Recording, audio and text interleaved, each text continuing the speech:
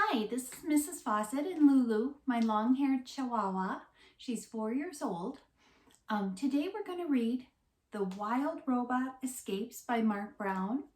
Mark Brown has given permission for teachers to read his books online.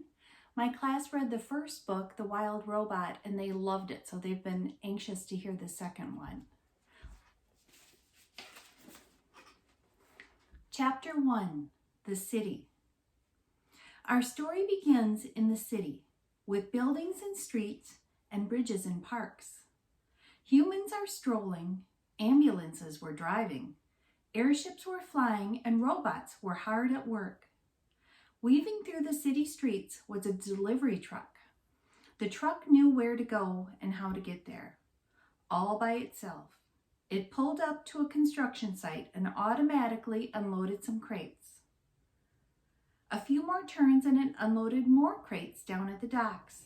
The truck zigged and zagged across the city, delivering crates as it went, and then it merged onto the highway.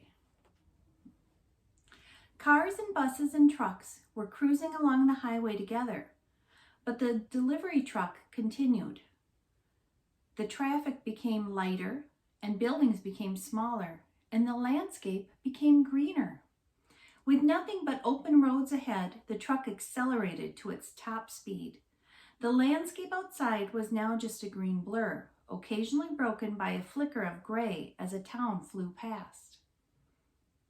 On and on the delivery truck went, racing over long bridges, shooting through mountain tunnels, gliding down straight stretches of highway, until it started to slow. It drifted from the fast lane to the exit lane, and then it rolled down a ramp and into farm country. Clouds of dust billowed up behind the truck as it drove past fields and fences. In the hazy distance, enormous barns loomed above the plains. The air was thick with the smell of soil and livestock. Robot crews methodically worked the crops and fed the animals and operated the massive farm machines. A hill gradually climbed into view. The hill was crowned with trees and white buildings. Another farm. But this one was smaller and shabbier than the rest. Out front was a crooked sign that read, Hilltop Farm.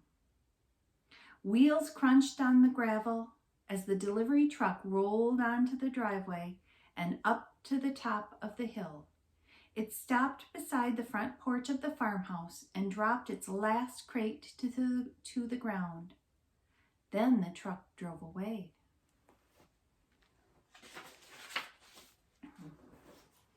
Reader, can you guess what was tightly packed in that crate?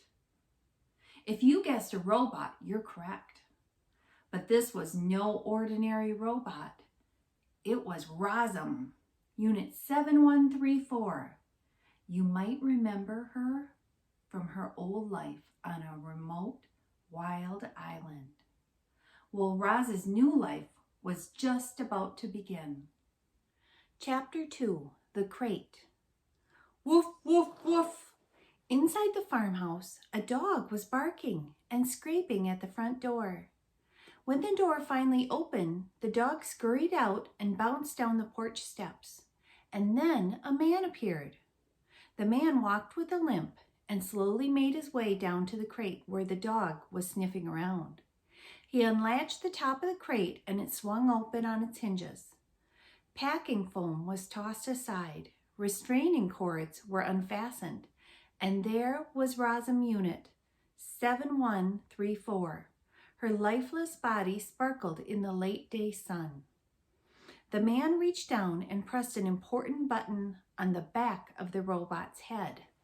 Click! Chapter 3, The Robot.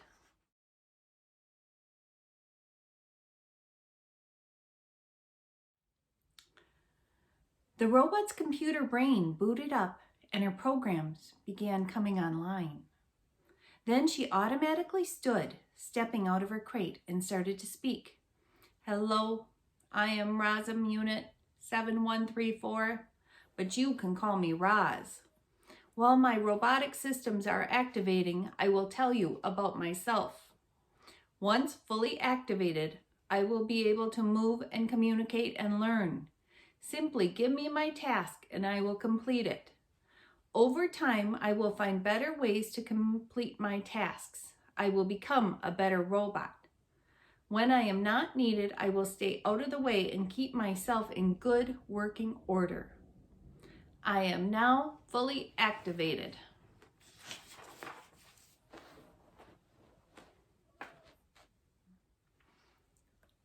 Chapter 4, The Family. Welcome to Hilltop Farm. My name is Mr. Sharif. You belong to me now.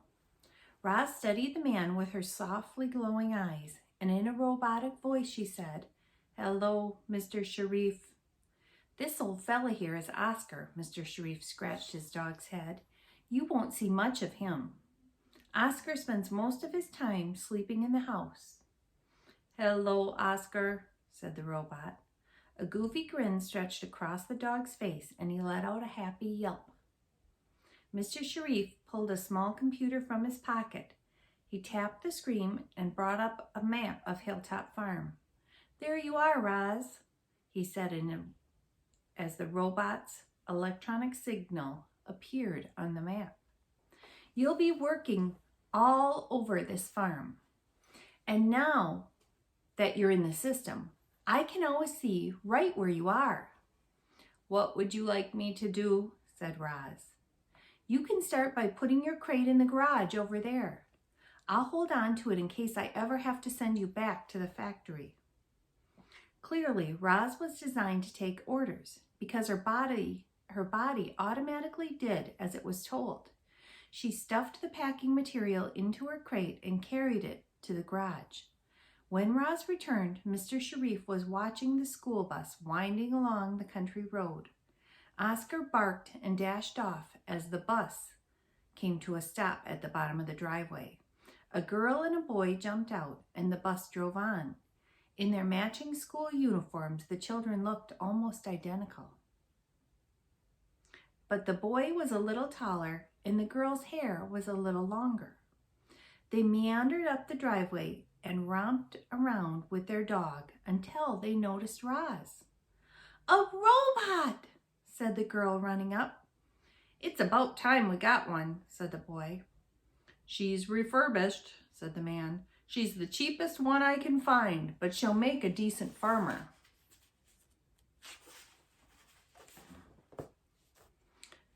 "What's her name?" asked the girl. "She said her name is Roz." "That's just her starter name," said the boy. "We can give her any name we want. Let's call her Farmbot." "I like the name Roz," said the girl. "Me too," said Mr. Sharif. "Let's leave her name as Roz. Roz, I'd like you to meet my daughter Jayla and my son Jad." "Hello, Jayla and Jad," said the robot. The children looked at each other and smiled. "Will Roz take orders from me?" asked Jad. "What about me?" said Jayla. "She'll take orders from both of you." "Roz, I order you to do my schoolwork," said Jayla. "Don't waste her time with that nonsense," Mr. Sharif grumbled. "Roz is here to do farm work, not homework. Understand?" The children nodded. "Now I order you kids to bring the dog inside and do your homework," said Mr. Sharif. "I need to show Roz the farm." Here's a picture of Mr. Sharif and the kids.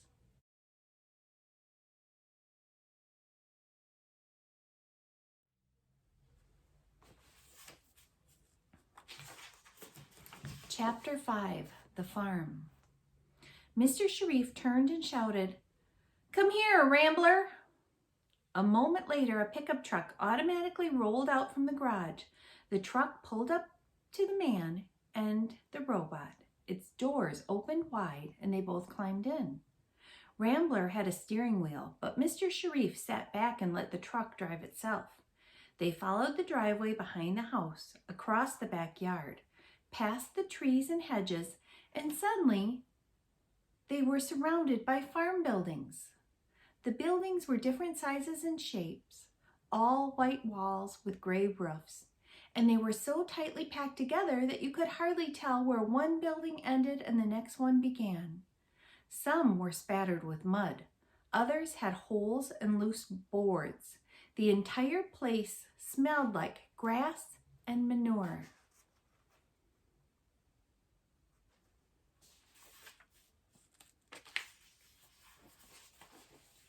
Mr. Sharif pointed out each building to Roz. There was an enormous dairy barn, the milking parlor, the workshop, the machine shed. Smaller sheds were scattered all around. Rambler drove out from the buildings and down the back side of the hill into the wide sweep of farmland. A fence lined this part of the driveway, and behind the fence was a sprawling, rolling pasture, lush with tall grass and a few leafy trees, where a herd of cows were grazing. The cows swished their tails and chewed their cud and followed the truck with their eyes. One of them let out a long moo. "This is a dairy farm," said Mr. Sharif. "So these cows are the queens around here. Your whole life now revolves around them. Do you understand?" "I understand," said Roz, as she stared at a young calf who was staring right back at her. They rolled past the herd of cows, past clumps of wild flowers, past a quiet pond, past birds and field mice and bumblebees. The driveway cut through a row of trees on its way out to the crop fields, which were flat and square and covered in bright green sprouts. Hilltop Farm was bursting with life, but it had seen better days. Patches of weeds and bare dirt were sprawled across the fields. Broken down farm machines and piles of junk were strewn across the grounds. Thick tangles of brush were creeping in from the edges of the property. They drove all the way out to the farthest fields, to a little roundabout at the edge of the driveway. Rambler shut off its engine, and the man in the robot sat looking at the countryside. Far off, where the land meets the sky, a train quietly slid along the tracks and disappeared to the north. Then all was still. "This farm needs help," said Mr. Sharif at last. "It's been in my family for generations, and I don't want to lose it. But I can't do the farm work anymore, not with this bad leg. That's why you're here. They say Razum robots can learn to do almost any kind of job, and you'll have to do almost every kind of job on this farm." "I understand," said Roz. "We've had auto machines for ages," said Mr. Sharif as he went on, "but we didn't need a robot until my wife died." The silence, those last words hung in the air for a while. The silence was finally broken by a low rumble of thunder. A storm was approaching. Tornado season was still months away, but in farm country, any storm can become dangerous. "Let's go home," said Mr. Sharif. Rambler started its engine and drove back up the long driveway. By the time they reached the farm buildings, a steady rain was falling and the cows were in the barn. "This is for you," said Mr. Sharif as he handed Roz her own computer. "That controls the farm equipment, and it's got all the information you need to know to work here. You do know how to use a computer." "Yes, I know how to use a computer." Roz had never used a computer before, but she instinctively knew what to do. Clearly, the robot was designed to work with technology. "Study up tonight and start farming tomorrow," said Mr. Sharif. "You can stay in the machine shed with the other machines." "Perhaps I should stay in the barn with the cows," said Roz. "My whole world now revolves around them." The man smirked. He said, "I like the way you think, Roz." Join me again tomorrow to start Chapter 6. Chapter 6 is titled The Monster.